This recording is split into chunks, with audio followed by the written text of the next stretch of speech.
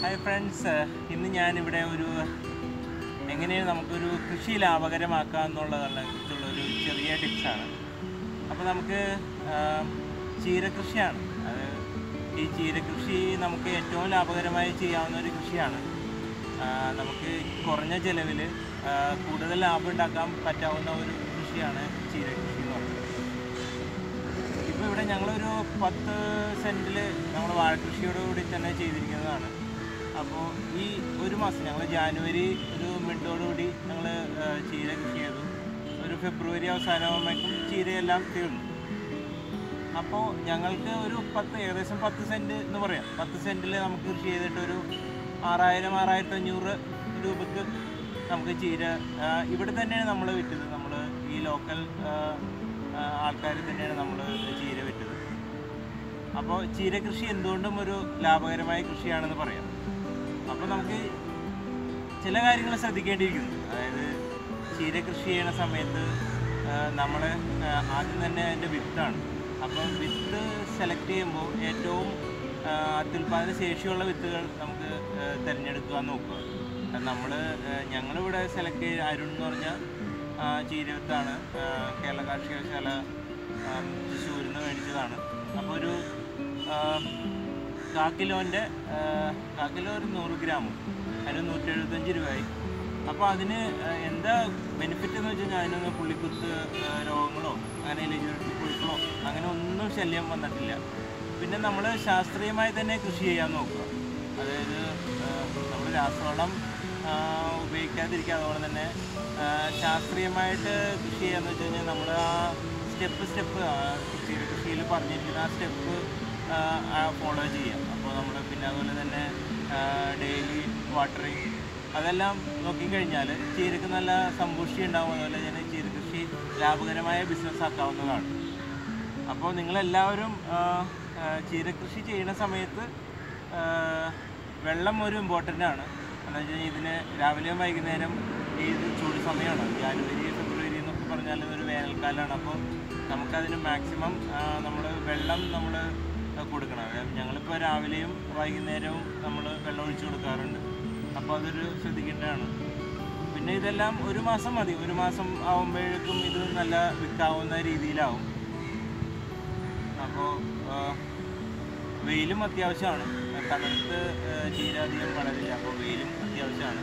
അതുപോലെ തന്നെ നമ്മൾ വളങ്ങൾ ഉപയോഗിക്കുമ്പോൾ ചാണകം, അതുപോലെ തന്നെ ബയോസ്ലറി, വേപ്പിൻ പിണ്ണാക്ക് നടുന്ന സമയത്ത് നമ്മൾ ബെഡ് ഉണ്ടാക്കുന്നതിനൊക്കെ മുമ്പ് നമ്മൾ വേപ്പിൻ പിണ്ണാക്ക്, ബയോസ്ലറി, ചാണകം ഇതൊക്കെ മിക്സ് ചെയ്തിട്ട് നമ്മൾ അതുപോലെ തന്നെ ട്രൈക്കോഡർമയോ സ്യൂഡോമോണസോ ഞങ്ങൾ തളിച്ചിട്ടാണ് ചെയ്യുന്നത്. അപ്പോൾ ഉണ്ടാവുന്ന തൈകളെല്ലാം നല്ല കരുത്തോടുകൂടി വരും. ഇതെല്ലാം ചീര എല്ലാം ഉണ്ടായിക്കഴിഞ്ഞ് നമ്മൾ വിൽക്കാൻ പോകുമ്പോഴാണ് ഒരു പ്രശ്നം വരുന്നത്. നമ്മൾ കടയിലൊക്കെ വിൽക്കുമ്പോൾ ഭയങ്കര തുച്ഛമായിട്ടുള്ള വിലക്ക് നമ്മൾ വിൽക്കേണ്ടി വരും. 1 കിലോ 20 രൂപയൊക്കെ വിൽക്കേണ്ടി വരും. അപ്പോൾ അതൊരു പ്രശ്നമാണ്. അപ്പോൾ ഞങ്ങൾ സൊല്യൂഷൻ കണ്ടതെന്ന് വെച്ച് കഴിഞ്ഞാൽ ഞങ്ങൾ കടയിലും വിൽക്കുന്നുണ്ട്. അതുപോലെ തന്നെ ഞങ്ങൾ എന്താ സൊല്യൂഷൻ കാണുന്നത് വെച്ച് കഴിഞ്ഞാൽ ഇത് റോഡരികിലാണ് കൃഷി ചെയ്യുന്നത്. അപ്പോൾ റോഡിൻ്റെ അരിയിൽ തന്നെ ഞങ്ങളൊരു ചെറിയൊരു ബെഞ്ചിട്ടിട്ട് ഒരു കൊട്ടയിൽ വെച്ചിട്ട് അവിടെ വെക്കും. അതുപോലെ തന്നെ ഒരു അമ്പലത്തിൻ്റെ തീരത്തായതുകൊണ്ട് അമ്പലത്തിൻ്റെ വരുന്ന ആൾക്കാർ വാങ്ങിക്കും. പിന്നെ അപ്പുറത്തൊരു ചെറിയ അമ്പലമുണ്ട്, അപ്പോൾ അവിടെയും കൊടുക്കും. അതുപോലെ തന്നെ ഞങ്ങളൊരു ചെറിയൊരു വാട്സപ്പ് ഗ്രൂപ്പ് ഉണ്ടാക്കിയിട്ടുണ്ട്, ഓർഗാനിക് ലൈഫ് എന്നും പറഞ്ഞിട്ട്. അപ്പോൾ അതുവഴി ഞങ്ങൾ സെല്ല് ചെയ്യുന്നുണ്ട്. പിന്നെ അതുപോലെ എൻ്റെ ഓഫീസിലൊക്കെ കൂടുതൽ സെല്ല് ചെയ്ത് വരുന്നുണ്ട്.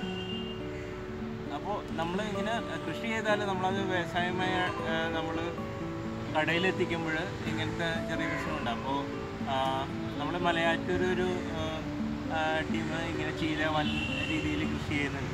അപ്പോൾ അങ്ങനെ കൃഷി ചെയ്യുന്ന സമയത്ത് അവരെന്താ ചെയ്യണമെന്ന് വെച്ച് കഴിഞ്ഞാൽ വിൽക്കുന്നത് അവർ ചെറിയൊരു മറ്റേ പെട്ടി ഓട്ടോറിക്ഷയില്ലേ, അതിൽ പെരുമ്പാവൂർ സിറ്റിയിൽ ഒരു പെട്രോൾ പമ്പുണ്ട്. ആ പെട്രോൾ പമ്പിൻ്റെ അടുത്ത് കൊണ്ടത് ഏകദേശം അവർ ഒരു ദിവസം തന്നെ ഒരു 2,000-3,000 രൂപയുടെ സെയിൽ നടത്തുന്നുണ്ട്. 3,000 അല്ല, ഒരു 5,000 രൂപയുടെ ഒക്കെ സെയിൽ നടത്തുന്നുണ്ട്. എന്ന് വെച്ച് കഴിഞ്ഞാൽ അത് ഫുള്ളാണ് അവിടെ കൊണ്ടുവരുന്നത്. അത് ഒരു വൈകുന്നേരം 4 മണിയാകുമ്പോഴേക്കും അവരെത്തിച്ചിട്ട് ഒരു 8 മണിയാകുമ്പോഴേക്കും അവരുടെ സെല്ലെല്ലാം കഴിയും. അപ്പോൾ അവർ ഒരു നല്ലൊരു മാതൃകയാണ് അവരുടെ ബിസിനസ് ചെയ്യുന്നത്.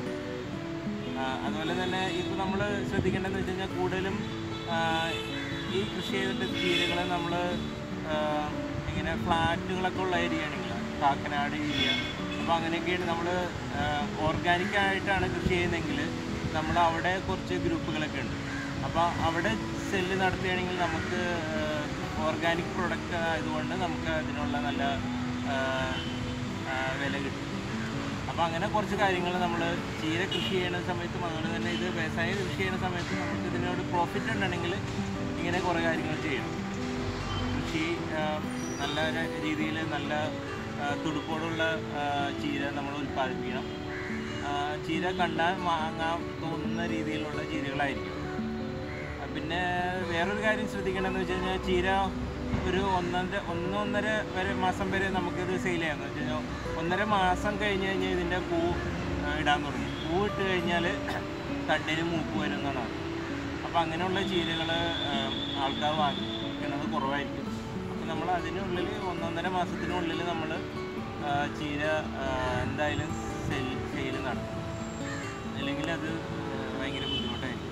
അപ്പോൾ ഞങ്ങൾ അങ്ങനെ വരുമ്പോഴാണ് ഞങ്ങൾ പൂവിട് തുടങ്ങുന്ന സമയത്ത് നമുക്കത് പിന്നെ അത് മാർക്കറ്റിൽ കൊണ്ടുപോകാൻ പറ്റാത്തതുകൊണ്ട് ഞങ്ങൾ ബൾക്കായിട്ട് കടയിൽ വെക്കും. കുറച്ച് നഷ്ടമാണ്, എന്നാലും നഷ്ടമല്ല, എന്നാലും നമുക്ക് വില കുറവായിരിക്കും കിട്ടുക. അപ്പോൾ നമ്മളത് മാക്സിമം അങ്ങനെ ശ്രദ്ധിക്കാൻ നോക്കുക. പിന്നെ നമ്മളത് മാക്സിമം നല്ല പ്രൊഡക്റ്റ് ആണെങ്കിൽ എന്തായാലും നല്ല കസ്റ്റമർ നമുക്ക് ഉണ്ടാവും.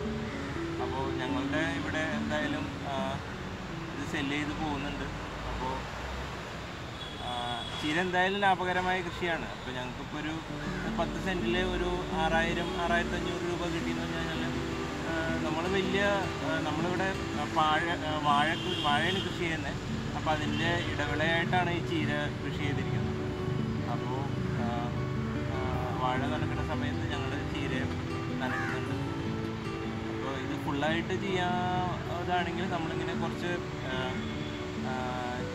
മാർക്കറ്റിംഗ് സൈഡും കൂടി ചിന്തിക്കണം. നമ്മളെങ്ങനെയാണ് ചന്തയിൽ കൊണ്ട് വിൽക്കുക എന്നുള്ളതൊക്കെ നമ്മൾ ശ്രദ്ധിക്കേണ്ടിയിരിക്കും. ഓക്കെ, നിങ്ങൾക്ക് ഈ വീഡിയോ ഇഷ്ടപ്പെട്ടെന്ന് വിചാരിക്കുന്നു. എല്ലാവർക്കും കൃഷി ശരണത്തിൻ്റെ വീഡിയോ കാണുന്ന എല്ലാവർക്കും